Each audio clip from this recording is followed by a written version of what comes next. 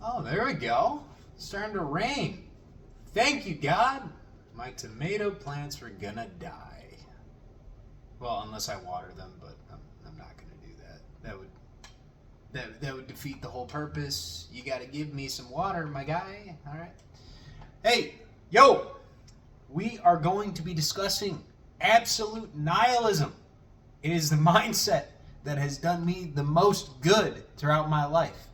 And obviously, first take, you hear the word nihilism and you think of a nihilist, where everything is meaningless, which it is. But because of that, there's no point to strive for anything. There's no point to try. It's all gloom and doom and, oh, what's the point? You know, we're born, we live, we die. Who the fuck cares, right? And to a degree, I was like that when I was younger, where I would just look outside of myself into the world, and with the awareness I had, I would see all these things that I just thought, you know, that's just so bad, that's so evil. How is it possible that something like that even exists? I mean, and nobody else sees it. And so I would just like give up. I wouldn't want to try anymore, and I'd be like, this is fucked. Like, if other people can't see this evil and I have to deal with it my whole life, I'm just going to throw in the towel. I'm not going to give any more of my energy to it. And I found myself with my life constantly degrading when I was in this state, because that sort of mindset, the vibration of that, the energy of that is apathy. Apathy is one of the lowest vibrations you can embody, because that's where you just like, you've given up on life. You don't care. You don't want to play the game. And even if you die or you live, it doesn't matter either way. So my version of absolute nihilism, which I probably have to find a better name for it, but it is what it is one in which, yes, everything is meaningless.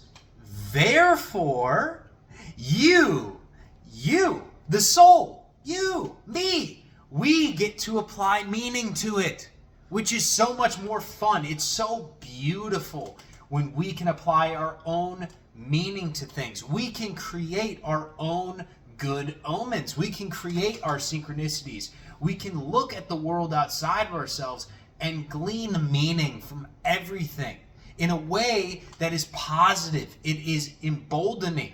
It is inspiring to us. It's a world that we want to live within, because no matter what happens, whether it is good, whether it is bad, whether it is just neutral, we can find something that we can be grateful for within that.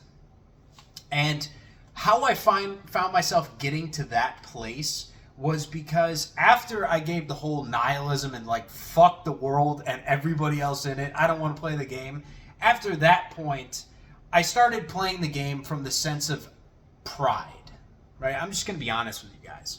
I just thought, oh, well, if there's all this evil out in the world, I'm good. I'm going to live my life being the good guy. I'm going to be the white knight. I'm going to try and save everyone. I'm going to do my best to do my part. I'm going to leave the room better than what I found it. And this also fucked up my vibe, believe it or not, because you have to observe. You have to back yourself out for a second and observe what morality actually does to you, right? And obviously having morals is good. Living your life by a code is great. It's good for you. But when you live your entire life based off morality and you have this sense of good and evil, it actually creates more problems for you, because it's very easy to fall to pride. It's very easy to fall to judgment. It's very easy to fall to condemnation, because, like I said, you have this amazing moral code. I had this amazing moral code.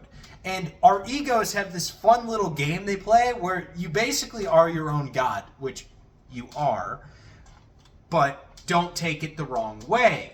Just because you can create your entire reality does not mean it is your choice, your decision, your right to do that for others.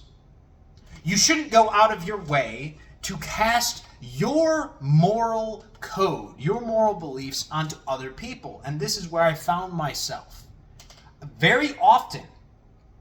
And we're going to talk about discernment and how this works in actuality, because this moral code is going to do you wonders in your life. You're going to be able to figure out the things that are good for you, meaning they make you happy. They make you joyous. You want to do them. It feels fucking good when you do them. You should do those. And then when something comes along that you don't like, that is evil, right? It doesn't feel so good in your body, the energetic nature of it. Maybe there's certain things that they make you feel fearful. I'll use roller coasters as an example. I myself love roller coasters. I get a thrill out of them. I feel like a little kid again. You know, like the little kid that can actually ride the roller coaster, unless the guy at the stand was an absolute G and let you on. But that shit stopped happening after Final Destination. Tragic. But I digress. For some individuals, they look at a roller coaster and they feel fear. They don't want to get on the ride. So we could zoom out from that example and see that to one individual, that thing is good. It is joyous. It is wonderful. And they should be able to do it because it makes them feel good. But to somebody else, it might make them feel bad. That puts them into a state of fear. They don't want to do it. They get angry if they get forced to do it. So you shouldn't take your mindset of, hey, I love roller coasters, so you should love them too. And if you don't love them, then you must be a bad person. That's a very simplified view, but if you back yourself out all the way and view all the different types of things you could have a morality on or a vibrational difference on, you can see how a world constructed in such a way, you're never going to get above condemnation and judgment, because you're always going to be applying what you enjoy in your life and what you hate in your life onto other people. You're going to project that onto other people, and it's just unhealthy. Like, even for the best of us, people that really are compassionate and loving and caring of other individuals, you will always find yourself making these little snap judgments of other people. You'll be condemning of them, especially if you view life through the lens of morality. That's why I like absolute nihilism. I don't really give a fucking shit at all what other people do. I don't care. It's not my game. All right? I'm playing my own game. Nobody's going to tell me what to do with my game, so I'm not going to tell them what to do with their game. And if it doesn't pertain to me, I'm not going to try and fix it. That's what happens a lot in this world. You get something that you see as evil, and instead of actually like dedicating your life in a loving, compassionate manner to go about changing something, actually changing something, you just bitch about it. You just complain. And you know what that does? It lowers your vibe. It makes your life harder. We talked about this yesterday with life being a mirror. That's why I bring it up. I'm not that asshole that wants everybody to just say, you know what? Fuck the entire world, everybody else. I'm just going to live my life for me. Although I kind of am saying that. But within that life that you are living for you, you have more of an impact on the outer world than you may think, than if you were to live it through the lens of morality in which you use your time. We only have so much time in the day. So you could use it doing something amazing, something other people really want and need, something that the world would be grateful of your gift that you were giving to it if you were to do it, instead of just wasting it looking outward and complaining. Complaining doesn't get you anywhere. You don't get any brownie points. God doesn't really care, okay? He doesn't care. He created everything, all of it, and he loves all of it. The only point of this game while we're in the flesh is to figure out a way to move through this world without having judgment, without having condemnation of others, and to figure out what makes us the happiest, how to walk our path instead of worrying so much about others. And as we walk our own path as righteously as possible, meaning that we are doing the things that come to us intuitively, that beautiful intuitive guidance of what you should be doing with your life, how you should spend your time. If you can do that without judgment, that is the path. That is the middle way. That is the way to enlightenment, because you don't have to think anymore. You're just doing stuff because you enjoy doing it. And because you enjoy doing it, it sends out this ripple of energy to everyone around you. And they start to notice. And they're like, hey, look at that guy over there. He's pretty fucking attractive, man. What are you doing with your life? You're like, dude, I'm just vibing, man. I'm just having a good time. What do you enjoy? Have you tried just doing that? Stop looking outwards. Makes life easier. Okay? So getting back to this concept of absolute nihilism. So everything is meaningless. You get to decide the meaning of things that you perceive. Every single second of your day, there's probably something that's going on, whether it is a different interaction with somebody, whether it is seeing a bird fly across the sky, whether it is seeing a chipmunk on the ground. You're driving and somebody cuts you off. You go to the store and you run into somebody and you're like, man, that is a gorgeous individual. You have the choice in every single moment, when the thoughts come to you, when the emotions come to you, what you want to do with them. You get to decide how you respond to the world outside of you. And with this mindset, it's not so much about spiritual bypassing, I guess that would be a word for it, where you just ignore the bad stuff.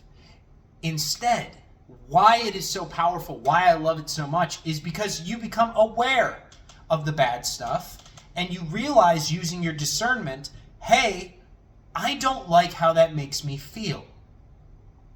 I don't like how that interaction with that certain individual made me feel. But I'm not going to feel angry at them. I'm not going to feel fear over what I see on the news. I'm not going to feel lust for seeing the girls online on Instagram or whatever the dating apps, all that bullshit. You know what I'm talking about, right? Seeing the cheeks online, some tig-ol' bitties, you fall to a state of lust.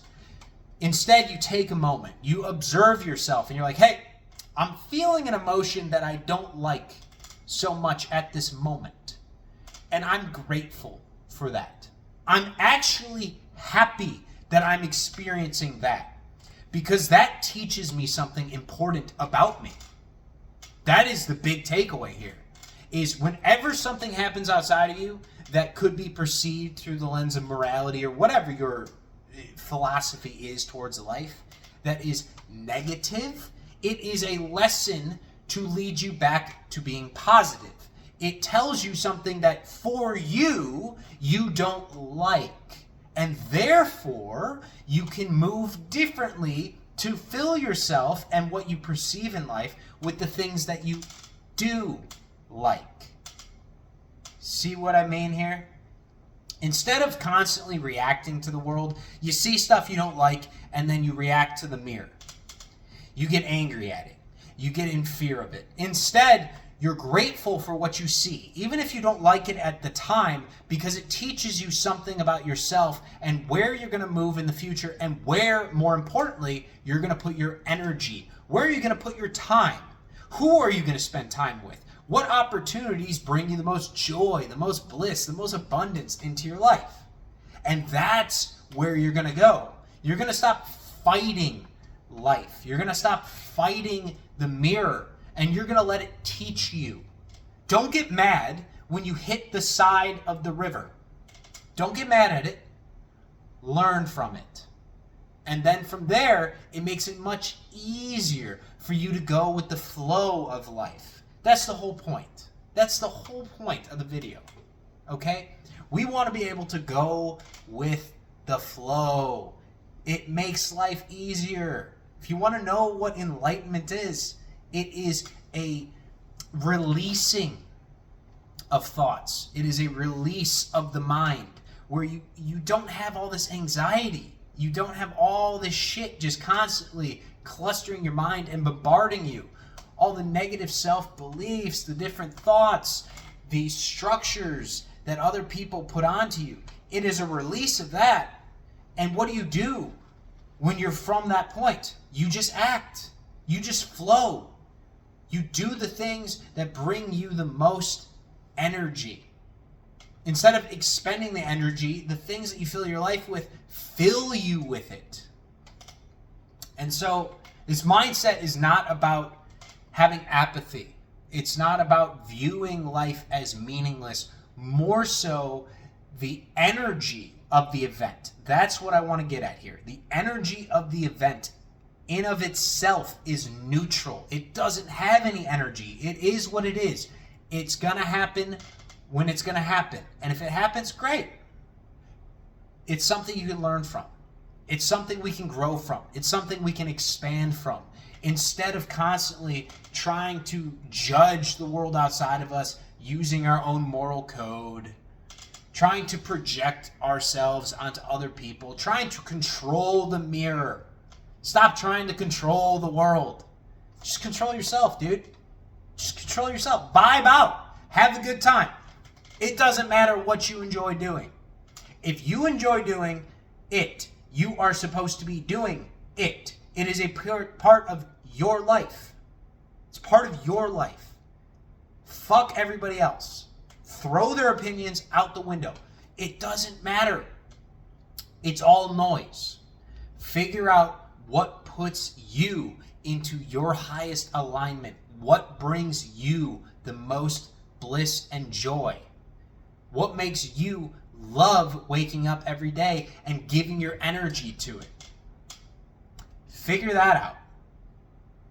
Anything else that pops up, well, it just points you back to that.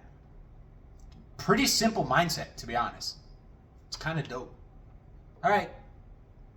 See you guys.